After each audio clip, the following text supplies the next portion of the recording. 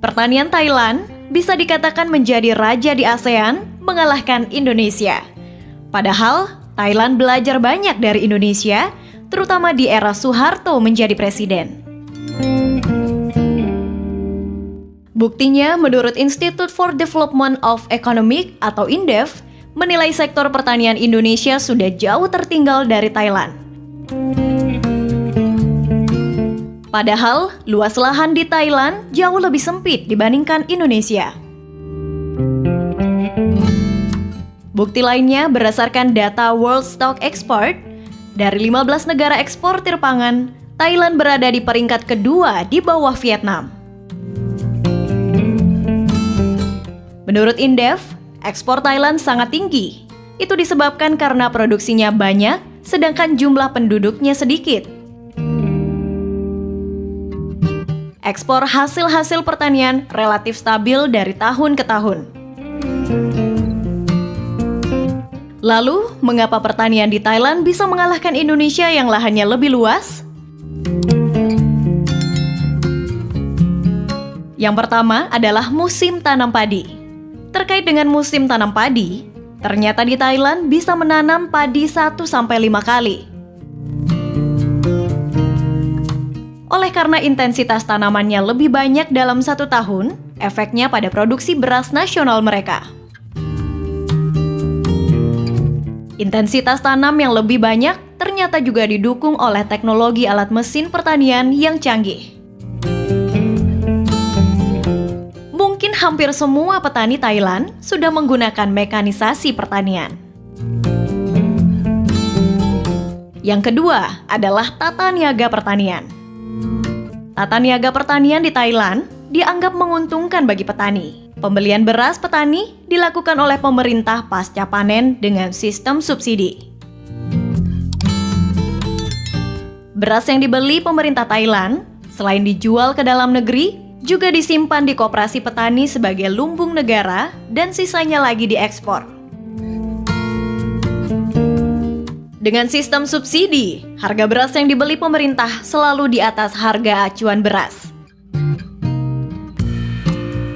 Nah, dengan sistem tersebut, selain petani mendapatkan keuntungan yang pasti, harga beras di dalam negeri jadi stabil. Ketiga adalah bank pertanian. Bagi Thailand, sektor pertanian dipandang sebagai sektor yang vital. Oleh sebab itu, sebagai bentuk perhatian dan keseriusan pemerintah terhadap sektor ini, di Thailand memiliki bank khusus pertanian yang berdiri sejak 1966. Bank pertanian di Thailand ini berfungsi memberikan pinjaman lunak kepada petani untuk menjalankan usaha taninya. Karena sadar pentingnya bank pertanian ini bagi kemajuan pertanian, maka suku bunga yang diterapkan pun cukup kecil, yang berkisar 1,5 hingga 3% per tahun. Beda jauh dengan KUR di Indonesia yang suku bunganya 7% per tahun. Yang keempat adalah mekanisasi pertanian. Mekanisasi pertanian menjadi kunci utama kemajuan pertanian di Thailand.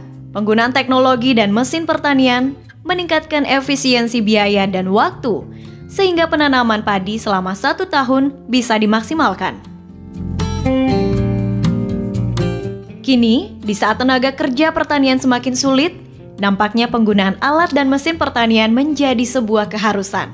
Petani di Indonesia dipandang perlu melakukan alih teknologi terkini, sehingga proses penebaran benih, penanaman, hingga proses panen dapat dilakukan dengan cepat.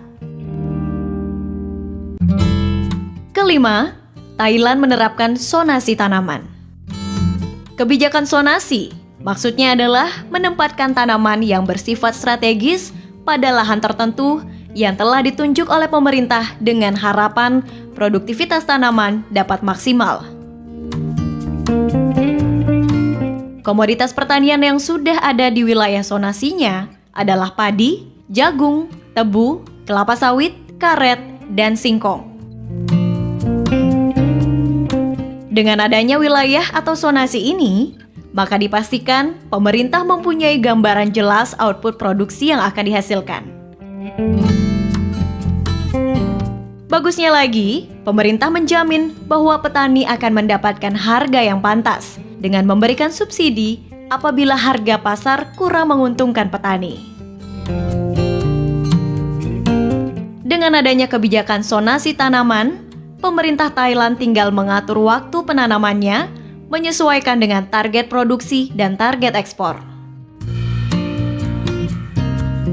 Jika dirasa output dari wilayah zonasi masih kurang, maka pemerintah tinggal mencari wilayah zonasi baru. Dan poin terpenting, bahwa di sana tidak ada yang berani mengubah atau alih fungsi wilayah pertanian menjadi wilayah industri atau perumahan.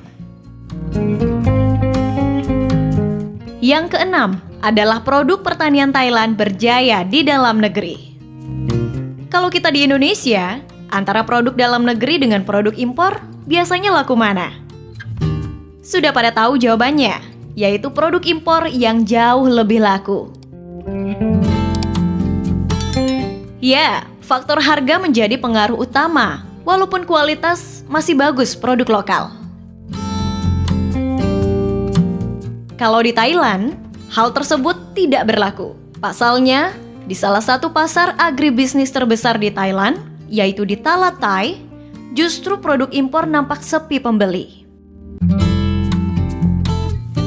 Ya, nampaknya masyarakat Thailand sudah sangat sadar bahwa dengan mengkonsumsi produk lokal itu sama saja dengan mendukung pertanian di negara mereka, yang pada akhirnya juga mendukung perekonomian nasional.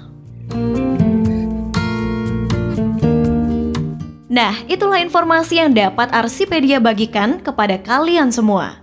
Bagaimana menurut kalian? Tuliskan pendapat kalian di kolom komentar ya. Dan jangan lupa like video ini jika kalian suka. Terima kasih sudah menonton dan sampai jumpa.